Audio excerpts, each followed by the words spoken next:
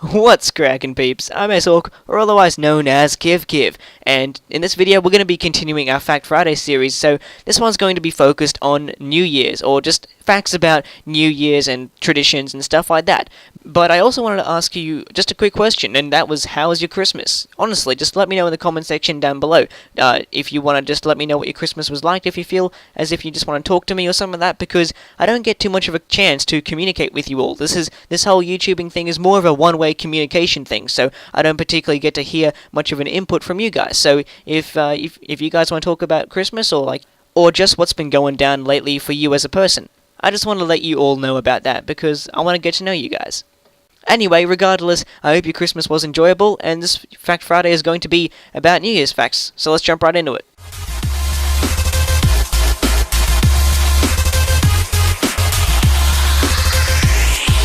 So the gameplay is just going to be some Advanced Warfare using the ASM-1. I know it's overpowered, but I just wanted to have some fun with it and not get, smashed because I was using only a decent gun, because most people use ASM-1s in Advanced Warfare, so yeah, I'm not particularly the best when it comes to the gun because I'm pretty new at using it, but there's just some gameplay for it, and despite the shitty team, I still managed to help my team out, get some captures, and play the objective to get the W for us, even though we had a pretty bad start. But anyway, getting straight into the facts, the top 3 places to celebrate New Year's Eve are Las Vegas, Disney World, and of course, New York City.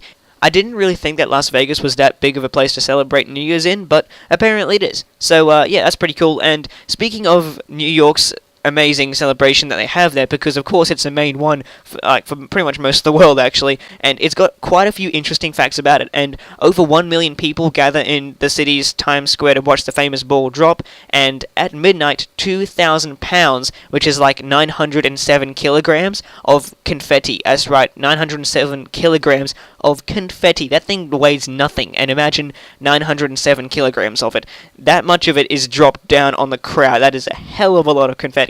But speaking about the Times Square ball, once again, it is covered in 2,688 crystals, and these crystals are lit by 32,000 LED lights, and altogether the ball weighs 11,875 pounds, which I believe is a bit over 5,386 kilograms, which is a hell of a heavy bloody Times Square ball. That's immensely heavy, but also just a couple of other facts and figures and stuff for you all. 22% of people admit to falling asleep before midnight. Personally, I have a really bad habit of not going to bed unless I actually want to go to bed. I don't particularly doze off or anything like that unless I'm super tired. And however, the negative side of this comes out a lot more often, which is that I end up getting screwed over in the mornings, which is unfortunate, especially because of the late night gaming and stuff like that. But it's okay, late nights, late mornings, she'll be right.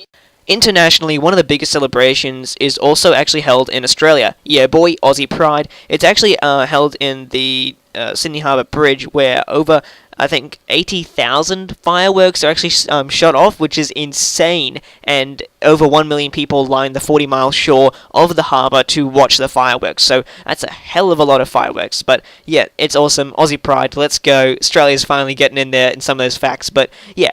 Anyway, moving on, this is actually a really interesting one. I never would have figured this, but more vehicles are stolen on New Year's Day than any other holiday, and this is statistics from the National Insurance Crime Bureau, so it's really legit, actually, I'd say. Yeah, really legit, and it kind of makes sense for them to actually, steal a car while everyone's watching and celebrating New Year's, but it's also kind of bad for them, because aren't they kind of asking for something bad to happen to them, if you believe in karma and stuff like that? Generally, I believe that, if you do something bad, then of course something bad's probably going to happen to you eventually. What goes around comes around and stuff like that.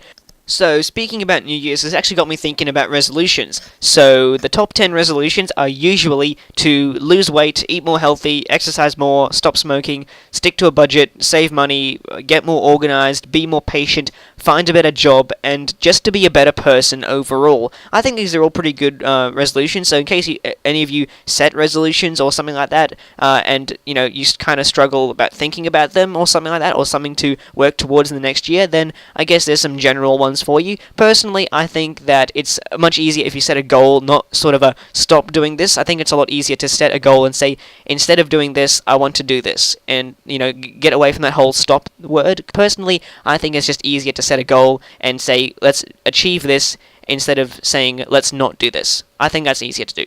But anyway, moving on to our last one. It's going to be a Spanish fact, and apparently it's a Spanish ritual to eat 12 grapes at midnight, and it's supposed to secure 12 months of happiness in the coming year. But with that, it just about brings the video to an end, so make sure that you leave a like, comment, favorite, and or subscription. It is much appreciated and helps grow the channel, as well as make me feel nice, warm, and fuzzy on the inside. So I hope that you've all enjoyed it. Make sure that you let me know what you thought of this video. I apologize about the facts not particularly being too down, straight, awesome, or badass, or interesting, but most of them were statistics, and I didn't want to particularly bore you all with numbers and stuff, so yeah, I hope you guys don't mind that one. So I guess I'll catch you all on the next episode. I've been Ace Hawk, or otherwise known as Kiv, and I'm out.